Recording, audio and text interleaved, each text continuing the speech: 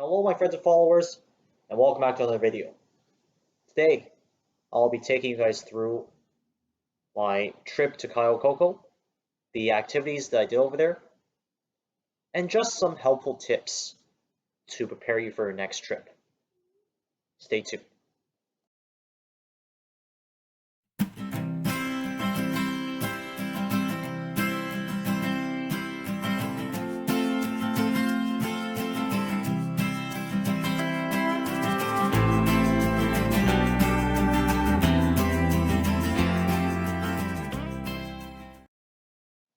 So first, just excuse my voice if I'm sounding very weird because I'm currently feeling a bit under the weather. Because yesterday I got a sore throat, and today, of course, right now I don't feel any sort of but it's just my voice has changed a bit. So anyways, my trip to Cayo Coco was basically during the Christmas break of last year, 2021. It was for just 1 week from December the 22nd to December the 29th.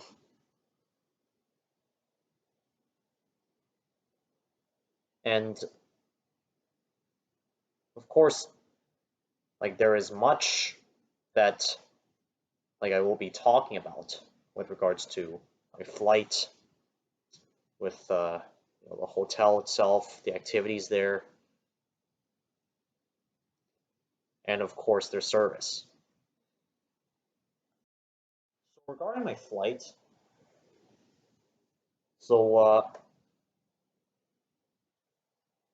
it was me and my mom. Like we were originally scheduled to depart at around 8:30 with Sunwing Airlines. Flight number was 600, and of course it was originally scheduled to be a Boeing 737 800.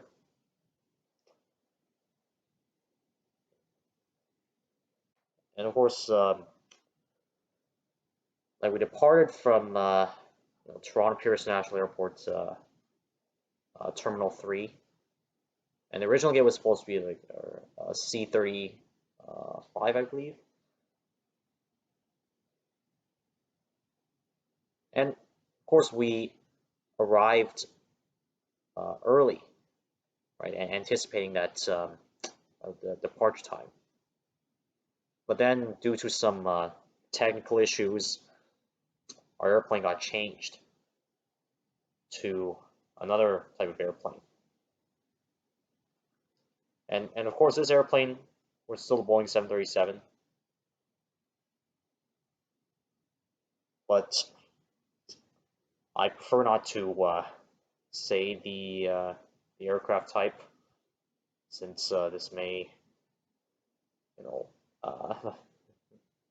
this may ignite some controversy. But anyways, our new plane, it arrived at gate B38. It was carrying that new Sunwing livery, and of course we departed at around 9:40 or so. It was an hour late, since they just spent some time, getting the airplane all prepped up for departure. And of course, I have links to the takeoff and the landing of the airplane. So if you have the time to, I do suggest that you go ahead and watch them. But anyways, the flight was overall pretty good, and of course the drinks the flight attendants served us, they were pretty good as well. And and of course the seats, with the um, like the leg room, all the safety information, right, that was presented, like the safety card, right, and even their safety demo. I think they were pretty good overall. So no comments there. And of course the views that I got to see, right, as we climbed away from the airport, we cruised along, descended into Cayo Coco. No comments there either. Overall, pretty good. And of course, once we landed, I just asked the flight attendant if I could go up into the cockpit, which they definitely allowed me to, and it was absolutely fun. Right, I got the chance to talk with one of the pilots up there. Just some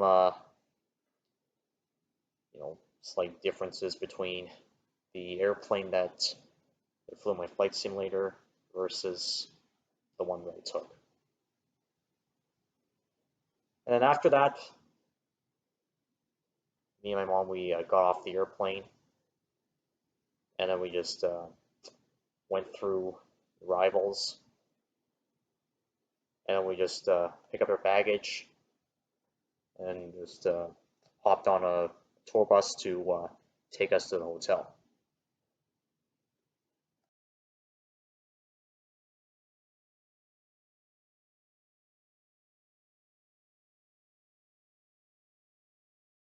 So the hotel that we stayed at was it's called Memories Flamingo Beach Resort, and it's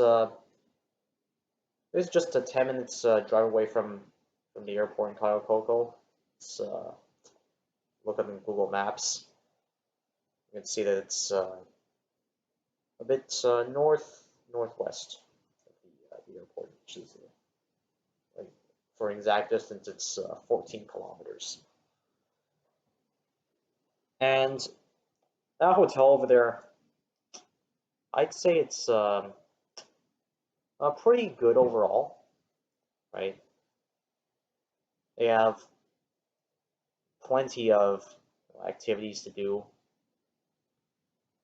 such as like they have like a gym where you can go work out.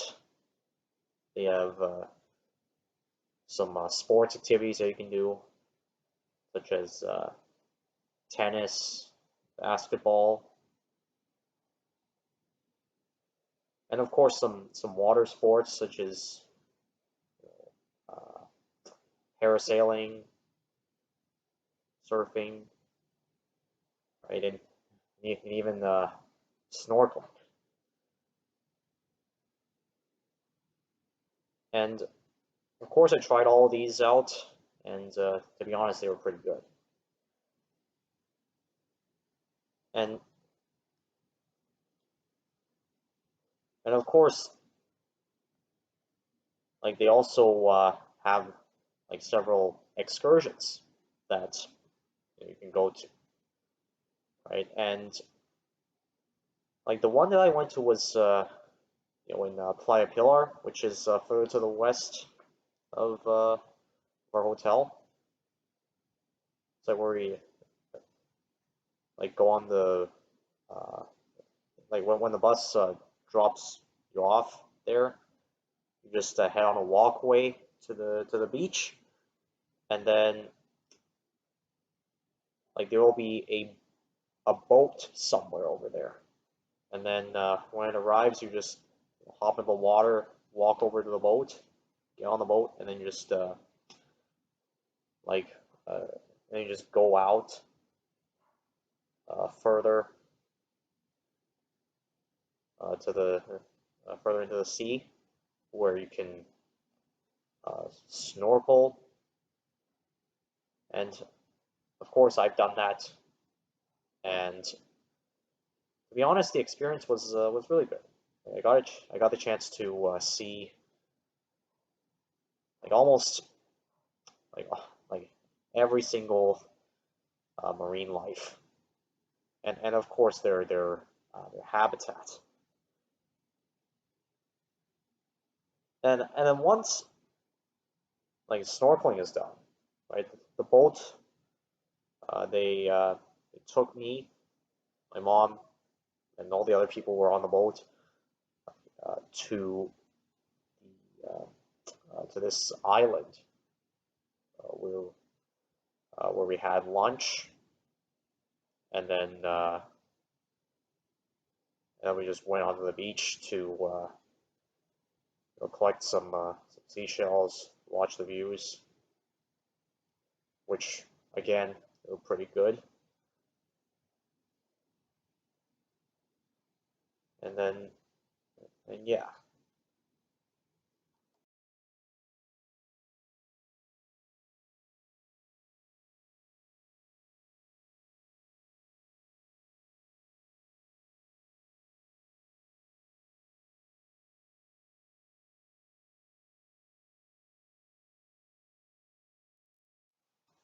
And of course, this excursion to Playa Pilar, this would be my top recommendation to you if you are going to the Cayo Coco. And regarding their service, I'd say they were pretty good as well. Like the uh, like the rooms, they were pr pretty decent. Right? They're like the cleaning, right? And of course different utilities that they have, right? And the food that they had, right? Of course in the buffet and in the other restaurants that we went to, they were also pretty nice as well. And like my three most favorite of these food and drinks that I got to try out, which I probably haven't before, are just guava, which is a fruit that's mainly like grown in the tropics, shrimp fried rice, and then of course the pina colada. Right? And let me tell you that like pina colada, right? Like what like when I tasted it, like it tasted like very, very, very good. It's it tasted just like normal pineapple juice from like a pineapple that is uh, ripe, I would say.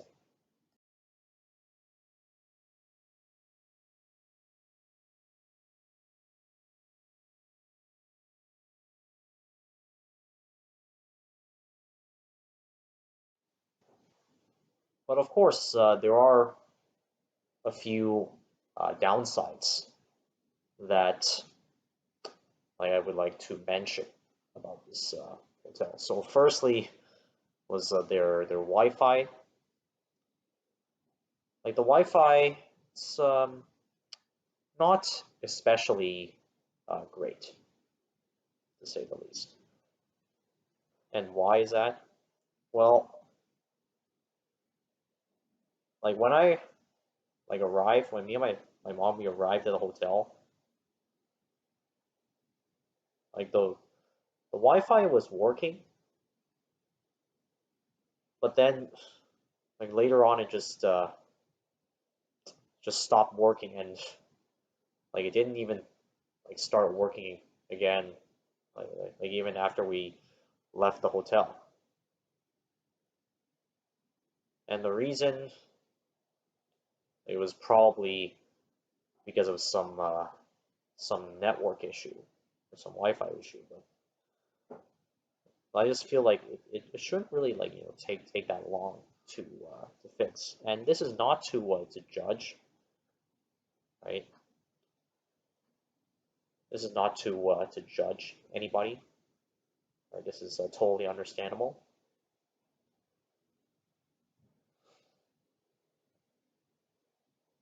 And of course, secondly, was basically like the efficiency of like these like some of these services, such as getting our tests, COVID tests, done for a return back to Toronto. And, and the main thing that I want to mention here is that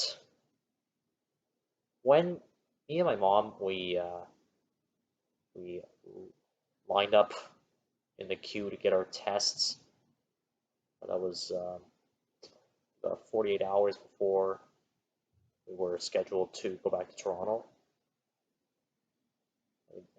And keep in mind, we did this like early in the morning before we were scheduled to have a breakfast. The line, like it just took for hours to, it just took hours for us to get our tests. And why is that? Well, the doctor apparently he was like on breakfast, and didn't finish breakfast until like much later. And of course, once we like got our test done, and then we went to ask like whether or not like we had our results yet. That was the night before we were scheduled to fly back to Toronto. Well, they said that if there are any positive cases, that they would just come into our room in the middle of the night and knock on our doors. And if not, well, that means that we're negative. And that left me like really, really scared. I was so scared, in fact, I probably didn't manage to sleep until at least midnight. And of course, this is something that I feel like could be improved with respect to the efficiency, right, of these tests, right?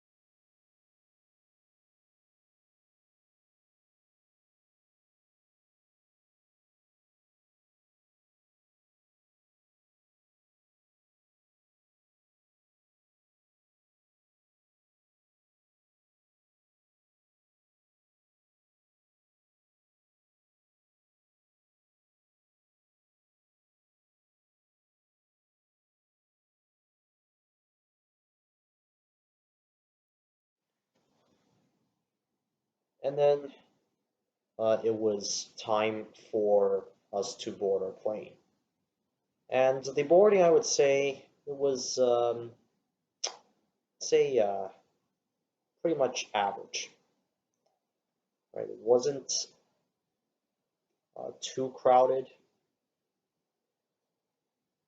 and we did manage to get like on board the airplane within like less than 5 minutes. And like the boarding at Cayo Coco was split up into within like confined, like based on your seat, right? If you were like seated in the forward part of the airplane, you would board from the left, the forward, and then if you were seated after the wing, right behind the wing of the airplane, then you would board from the left, the back side of the airplane, which is where me and my mom we boarded. And then, of course, once we boarded, flight attendants greeted us, and of course we took our seats, and and again I was seated in the window part of the airplane. This time it was on the right side of the airplane, and the leg room, uh, and of course like everything else about the seats, nothing much to say other than it was up, other than it was fine.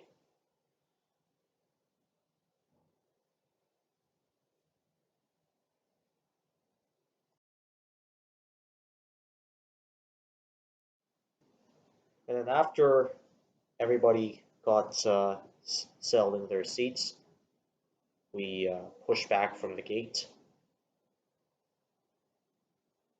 and of course, like the flight attendants, the cabin crew, they get out their safety briefings,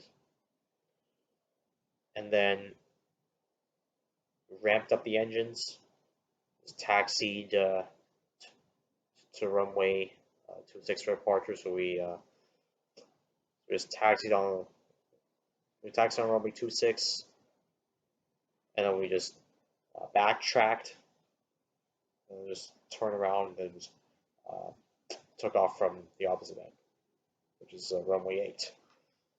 And it was a very nice climb out. I got to see the spectacular sight of the ocean as we climbed out. And then, of course, like an hour or so into the flight attendants, they started their meal service, like their buy on board service, and of course with drinks. And I again got some juice, which tasted really good to say the least. And then shortly thereafter, we crossed into Florida in the U.S. And, and I got to see the sights of like Cape Canaveral, which is the space shuttle launching site.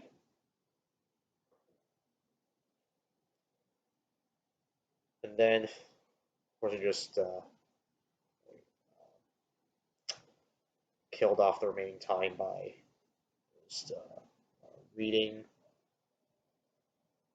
my book, and and then maybe just looking around, looking outside my window, and then course, we begun our descent into cloudy Toronto,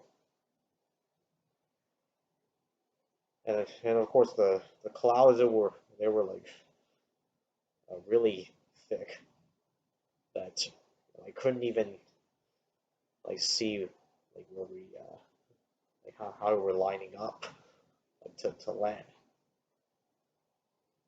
and like after like the it was like only like when we were on final approach for landing. In the last few seconds before landing, I see the ground,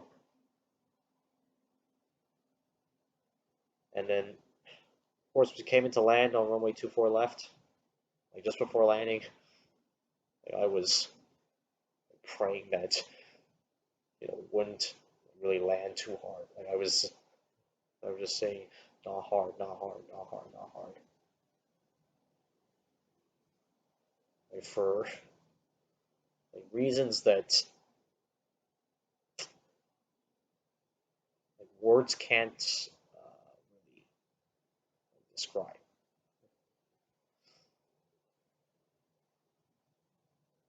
But fortunately, we landed in a rather smooth way, to say the least. And then we just like taxi to our gate, and then and of course once we parked, the passengers just like took their time to like, disembark, and then we just followed suit, and then of course after we disembarked the airplane, we just like took an escalator that led us up like up a floor where we followed the signs to the arrival area. And we just took an escalator back down to the uh, to the customs section, and of course that's where we did all our paperwork and all the other required things for entry into Canada, which albeit it took quite some time to do. And of course the lineup, it was like, quite long. And then like once we made it to one of the security officers, where they told us that we got selected for this for that on arrival. It's a random PCR test, and once we picked up our baggage, then we like headed out, and then we joined that queue to get our to get tested, which was pretty thorough, to say the least. It didn't take longer than 20 or so minutes. And after that was done, we just went to we just got a taxi to take us back to our home. And once we got home, we just ate our dinner. We just isolated for 1 or 2 days, and then 1 or 2 days later, the results came back, and they were both negative. And and yeah, that was it for the trip.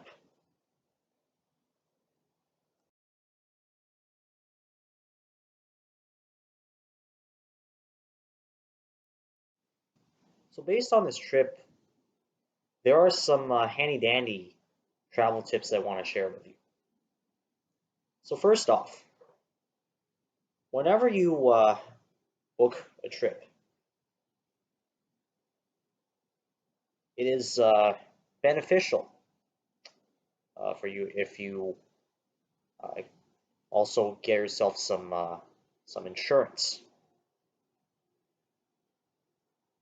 And the importance of an insurance is so that in case if you need to change your travel plans at the last minute for whatever sort of reason, whether it's that traveling to that place is unsafe, or it's that you have some family emergency that you need to deal with, or something else,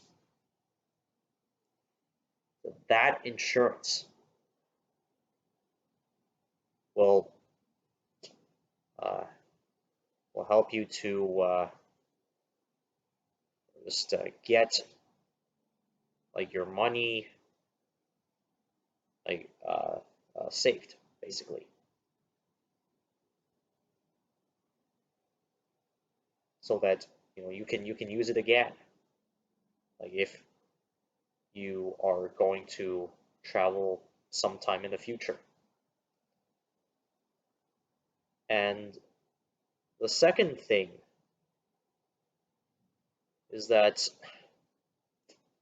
like you need to like always like be prepared, right? Always make sure that you have the adequate and the appropriate equipment and resources that you need, right? In this case, like when we went to Cuba, right, since there were like a lot of like mosquitoes that were swarming around our hotel when it got dark, when night fell. But of course, like if you're gonna go there, I highly suggest that you bring some repellent with you. And then the third thing is that, of course, bring some uh, money with you for tips to the hotel staff. Like these hotel staff, they always like the money tips that you give to them, and these can be in American dollars or Canadian dollars. Like it doesn't really matter. But of course, American dollars and Canadian dollars, these are the two most preferred types of cash for the hotel staff. That's what we were, guys. Hope you enjoyed it. And if you like the video that you want to watch more, well then, feel free to like, subscribe to my channel, click the notification bell so you don't miss out on my videos, and follow my Instagram. Catch you guys next time. Stay safe. Bye bye.